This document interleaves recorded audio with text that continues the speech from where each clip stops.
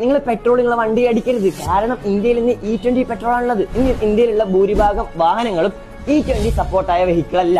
വെറും 15 രൂപക്ക് പെട്രോൾ കൊടുക്കാണെന്ന് പറഞ്ഞത്.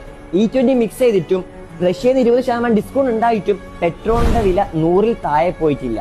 ഏറ്റവും വലിയ കോമഡി എന്ന് വെച്ചാൽ ഈ കമ്പനി ഉടമപ്പെടുത്തിയിട്ടുള്ളത് നിതിൻ ഗഡ്കരിയുടെ 2 മക്കളാണ്. 2024 17 കോടി ഉണ്ടായ ആസ്തി ഇന്ന് 500 കോടിയിലേക്ക് എത്തി.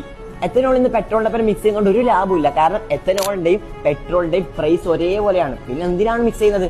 അത് E20 പെട്രോളിന് അടിക്കാൻ പറ്റില്ല. അത് കാരണം തുരുമ്പോ അല്ല എഞ്ചിൻ ഡാമേജോ ആവും. എഞ്ചിൻ ഡാമേജ് വന്നാൽ ഇൻഷുറൻസ് കമ്പനി ഇൻഷുറൻസ് നൽകുകയില്ല. This is India. ഇവിടെ പവർ ഉണ്ടെങ്കിൽ എന്തും നേടാം.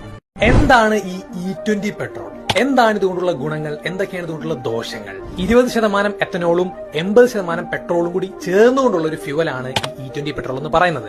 നമ്മുടെ നാട്ടിലെ പമ്പുകളിൽ ഇനി മുതൽ ഈ E20 പെട്രോൾ ആയിരിക്കും എന്നൊക്കെയാണ് പറയപ്പെടുന്നത്.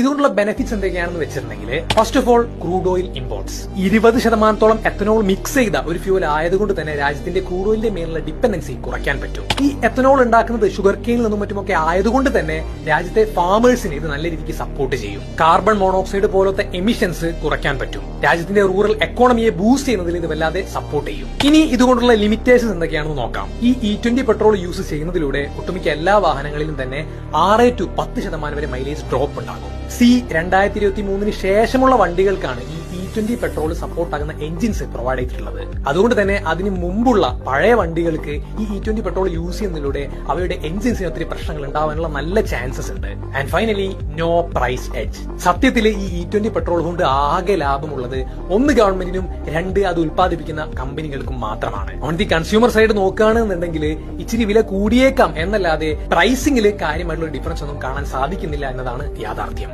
So what's your take on this? Comment down below.